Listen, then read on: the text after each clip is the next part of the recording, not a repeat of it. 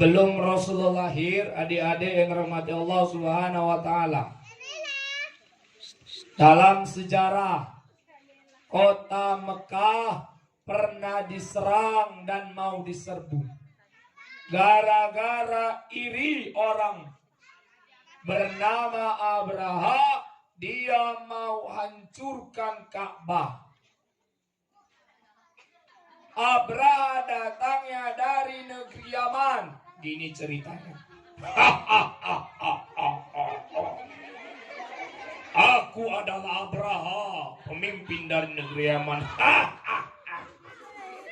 Abraha punya pasukan. Pasukan, kemari. Pasukannya datang.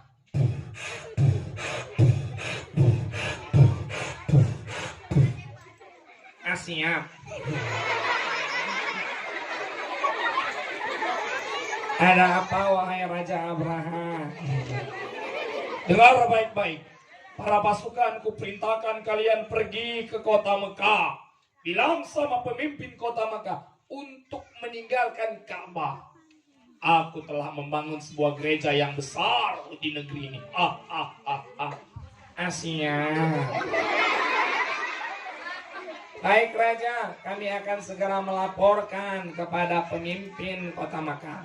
Pasukan berangkat menuju kota Mekah. Maju, pasukannya jalan.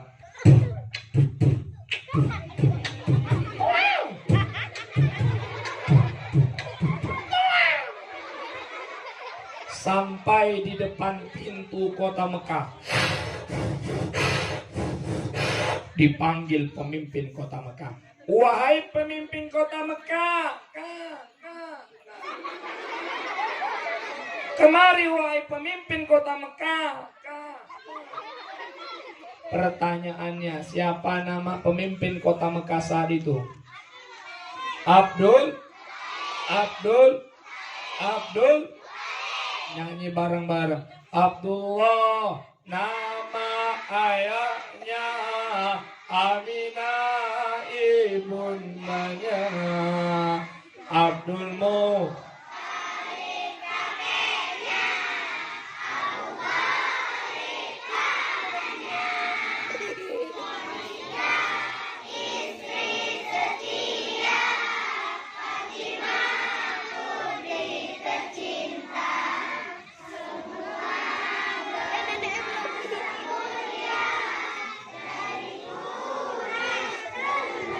Masya Allah, alhamdulillah. Ini ada mama-mamanya juga di belakang, ada ibu-ibu ya Bu ya, ada guru-guru. Ini kalau anak-anak yang nyanyi nadanya tinggi Bu. Abdullah, nama bapak-bapak sama mama udah sesak napas, nggak bisa ngikut, jatuhnya rendah. Nama ayahnya Aminah ibundanya. Jadi adik-adik selagi masih bagus suaranya, gunakan dengan yang baik. Banyak-banyak sholat, banyak-banyak bersolat. Abdul Muthalib, kemari kau. Abdul Muthalib datang. Abdul Muthalib, kami datang dari negeri Yaman, ingin sampaikan perintah dari Raja Abraha agar engkau dan penduduk kota Mekah tinggalkan Ka'bah. Disuruh ninggalkan Ka'bah. Apa yang terjadi? Abdul Muthalib menolak pindah meninggalkan kota Mekah. Abdul Muthalib tetap berdiri menjaga Ka'bah. Teman-teman pernah ke kota Mekah? Pernah? Mau ke kota Mekah? Siapa yang mau ke kota Mekah angkat tangan? Yang pengen pergi jalan-jalan ke Ka'bah angkat tangan. Nyanyi bareng-bareng kita. Saya mau ke Mekah berkeliling-keliling Ka'bah sambil baca talbiyah, lalu melempar jumrah ula wusta aqabah. Allah Maha Penyayang, Allah Maha Pengasih, tak pernah pilih kasih. Allah yang Maha Tahu tanpa diberitahu. Allah. Itu yang harus kalian hafal. Jangan lagu dangdut-dangdut. Paham? Apalagi TikTok. Paham? Paham? Lomba duduk rapi. Lomba duduk rapi. Abdul Muthalib nggak mau. Apa? Kau tidak mau Abdul Muthalib? Baiklah, kami akan melaporkan kepada Raja Abraha. Pasukan kembali ke negeri Yaman.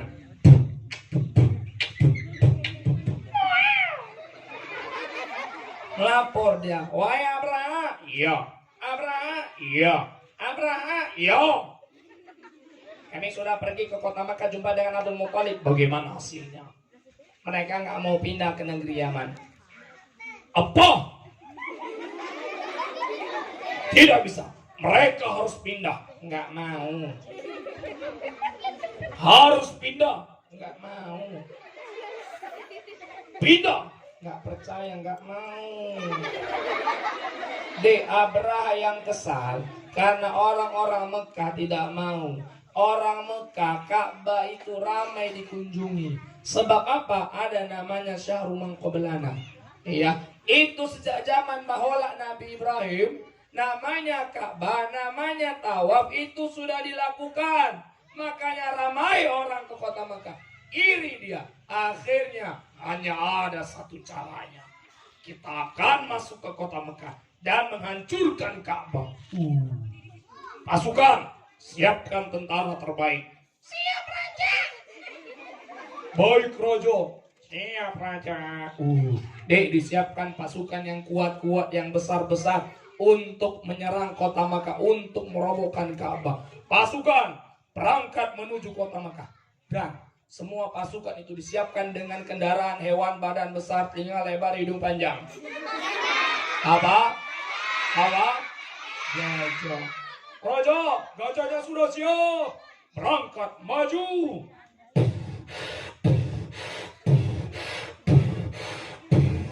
Nyampe di kota Mekah. Apa yang dilakukan Abdul Muthalib? Abdul Muthalib menyelamatkan orang-orang Mekah. Dia bilang sama orang Mekah, wahai penduduk kota Mekah, segera tinggalkan kota Mekah, Di luar ada pasukan bergajah, Satu persatu digiring sama Abdul Muthalib, diselamatkan, meninggalkan kota Mekah. Dimulai dari budak-budak, anak-anak. Kata itu Abdul Muthalib ada gajah. Anak-anak berlarian. Disusul sama wanita-wanita, ibu-ibu juga. Ada gajah. Lari. Anak-anak, wanita-wanita, ibu-ibu, bapak-bapak juga. Ada gajah. Lari. Anak-anak, mama-mama, wanita-wanita, bapak-bapak. Siapa lagi yang diselamatkan? Kakek-kakek, giginya om. Kakek tongkat. Kakeknya gemetar. Katanya ada gajah. Disuruh ngungsi. Lari. Jangan ketawa orang tua ini. Namanya juga udah buruk. Jangan ketawa. Orang-orang Mekah itu sembunyi di balik gunung, di balik bukit, di balik lembah, di dalam gua. Semua diselamatkan sama Abdul Muthalib. Makanya tadi dalam lagu, semua bernasab mulia. Abdul Muthalib itu keturunan yang mulia. Termasuk itulah Rasulullah. Semua kosong, kota Mekah selamat. Abraha masuk ke dalam kota Mekah.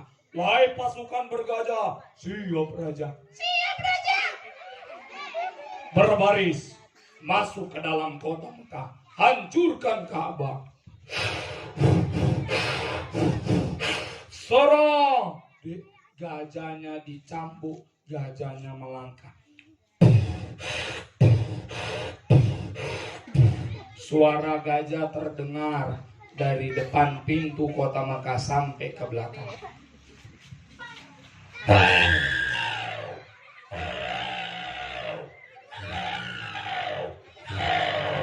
Sorong!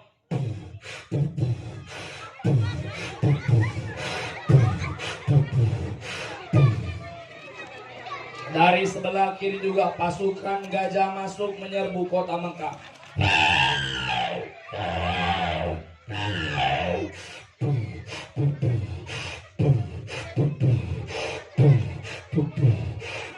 Yang laki-laki pantang dengar musik langsung. Dek, ini hewan paling besar dari dulu sampai sekarang. Tandanya Pak, begitulah kejamnya Abraham mau hancurkan Ka'bah. Nggak tanggung-tanggung, bisa aja dia naik kuda, bisa aja dia naik unta, bisa aja dia naik keledai, tapi ini naik gajah. Sampai sekarang kalaupun ada pasukan gajah masuk ke kampung kita, lari gak kita? Itulah tanda kuatnya gajah dan kejamnya Abraham menghancurkan, mengusir umat Islam, menghilangkan Ka'bah. Jadi sampean kita di sini ada balai pengajian. Kalau tak mengaji, jangan sempat nanti pasukan Abraham datang kemari. Mau kalian? Diusir kita mau? Masuk dia kota Makkah, belum lagi Abraham menghancurkan kota Makkah. Tiba-tiba langit yang terang berubah jadi gelap. Langit yang sunyi berubah jadi ramai. Puluhan bahkan ratusan burung datang dengan hebatnya. Kaki kanan, kaki kiri dan paruhnya mencapik batu-batu api yang panas.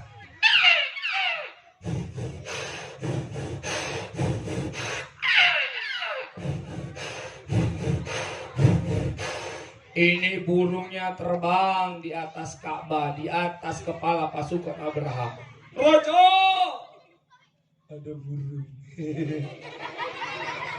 Jangan takut, kita lebih hebat, hancurkan saja Ka'bah.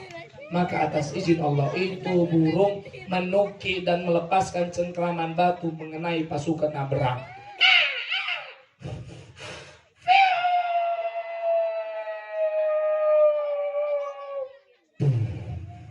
Pasukannya terbakar. Satu persatu mati.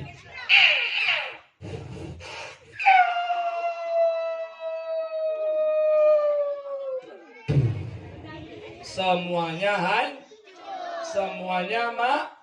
Ka'bahnya salah. Pertanyaannya, Abraham hidup atau mati? Iya, Abrahamnya masih hidup.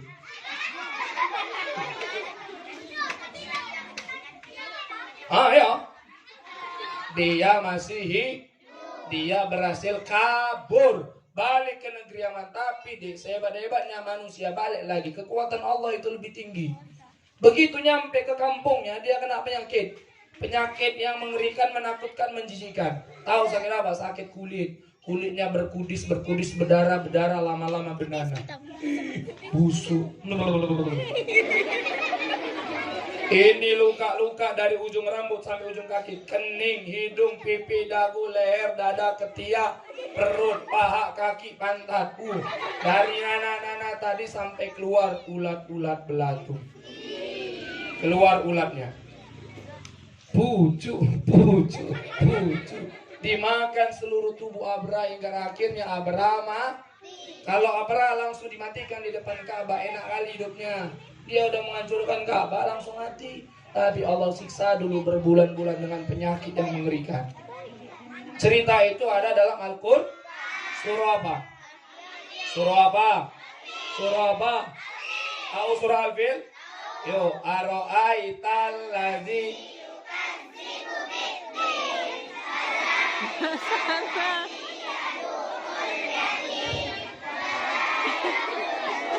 salah tuh.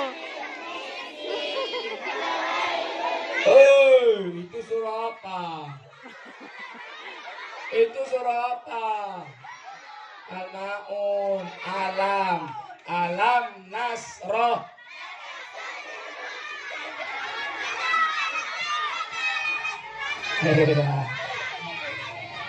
Yuk pakai taus, yuk a'udzu bareng-bareng. A'udzu billahi minasy syaithanir rajim.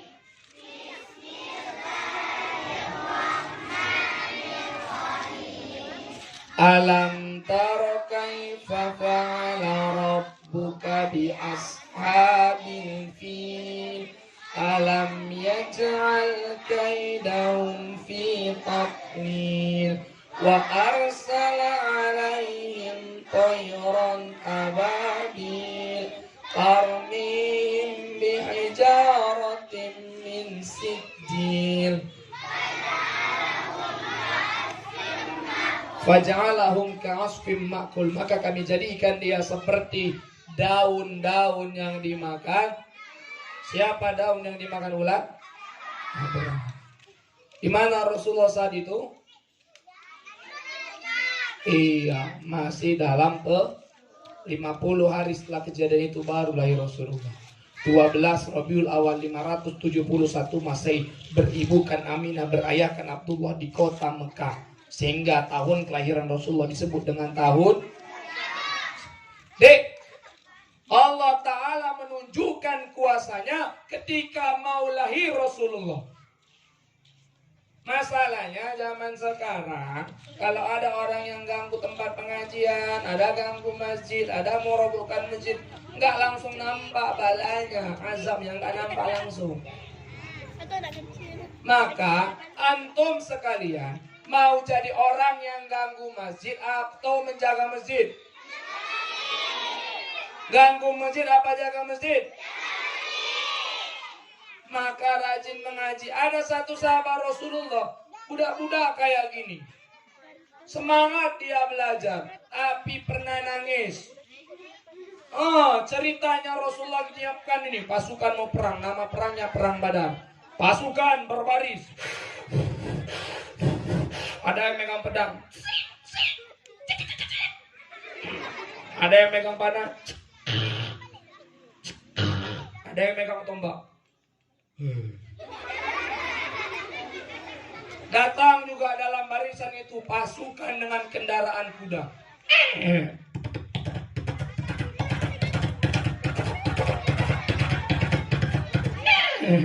Dari sebelah kiri juga.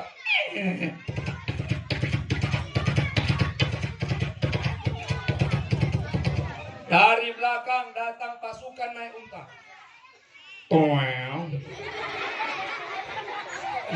Dalam perang Badar itu ada 2 pasukan kudanya dan ada 70 pasukan untanya. Tiba-tiba dari belakang Rasulullah datang budak-budak anak kecil umurnya 12 tahun membawa sebilah pedang.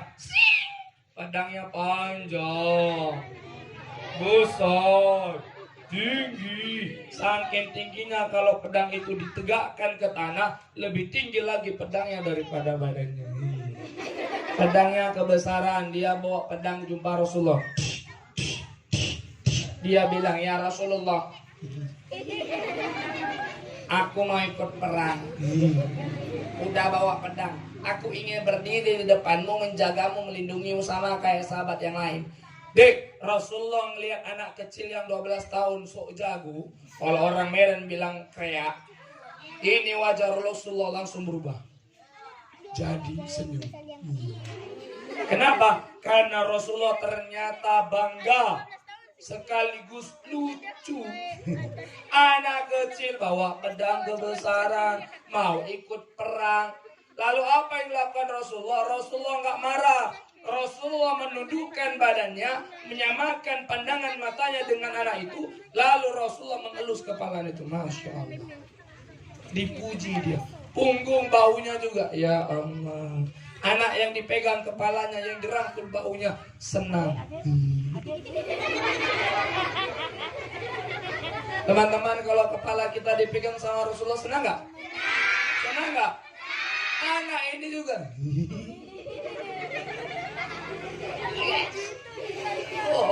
Lalu Rasulullah bilang, wahai nak, ya Rasulullah, setelah ini engkau pulang ke rumahmu. Aku mau ikut perang. Enggak boleh, pulang ke rumah.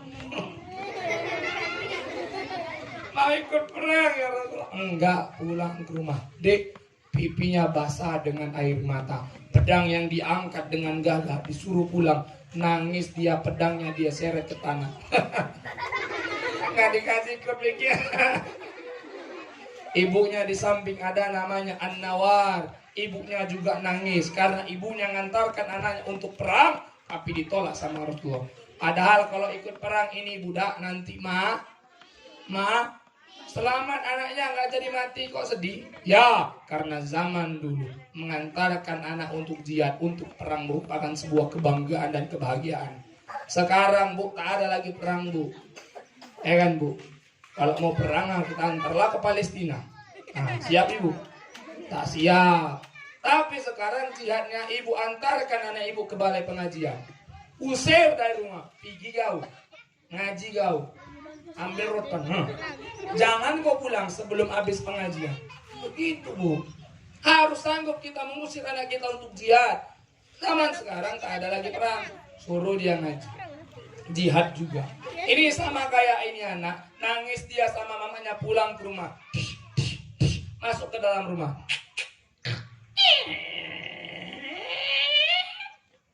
Nyampe rumah terus nangis dia merajuk, pengen dekat sama Rasulullah. Namanya juga budak-budak, kan?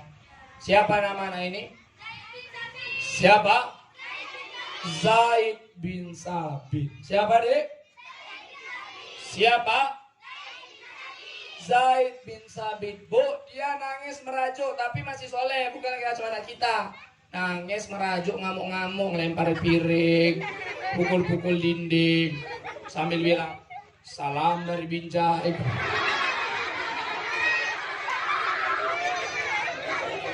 Iya, enggak.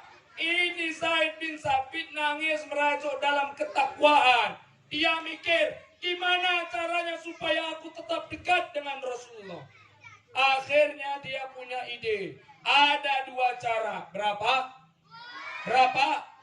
Yang pertama dengan kepintaran. Yang kedua hafalan Quran. Ditanya sama ibunya, wahai Zaid, berapa hafalanmu nak? 17 surah ibunda. Banyak apa sedikit? Nah, banyak. Ada yang bilang sedikit. Terserah. Yang penting ini anak dia sudah mulai ngafal Quran. Cerita itu nyampe ke telinga Rasulullah. Rasulullah bilang, panggil itu Zaid bin Sabit kemari. Duduk di depanku. Duduk. Rasulullah bilang, hei Zaid. Siap ya Rasulullah. Bacakan hafalan Quran. Baik ya Rasulullah. Dibacakan sama Zaid. Perlahan wajah Rasulullah berubah jadi senyum. Kenapa?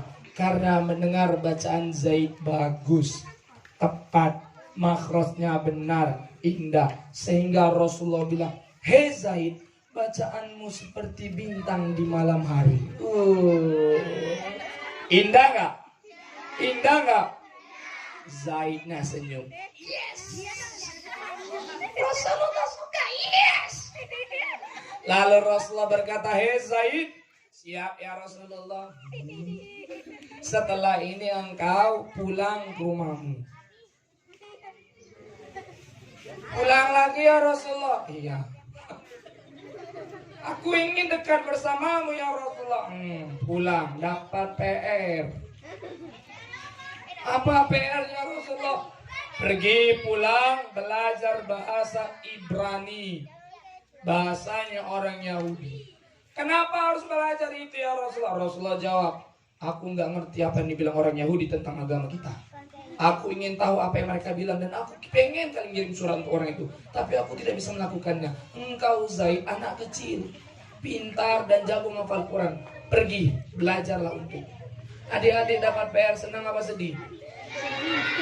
Senang. Senang apa sedih? Senang apa sedih? Kalau mau dapat PR banyak apa sedikit? Banyak apa sedikit? Betul banyak ya. Banyak-banyak ya. Start nanti suruh nulis nulis Al-Khod. Ya, banyak-banyak 10 lembar. Satu buku coba buat bismillah khod, tulisan khod, PR di rumah. Sanggup? Dek, Zaid bin Sabit dia bangga, senang saat disuruh mempelajari bahasa Ibrani. Cuman 15 hari kalah les-les di luar sana. Belajar bahasa Inggris 3 bulan. Ini dia belajar bahasa cuman 15 hari. Kelar, pintar, jago, jumpa Rasulullah. Rasulullah senang. Sehingga Zaid bin Sabit dikasih 2 tugas penting. Yang pertama, Zaid bin Sabit menjadi translator. Jadi apa? Apa pula itu, nyebutkan aja tuh, belit-belit lidah. Apa itu translator?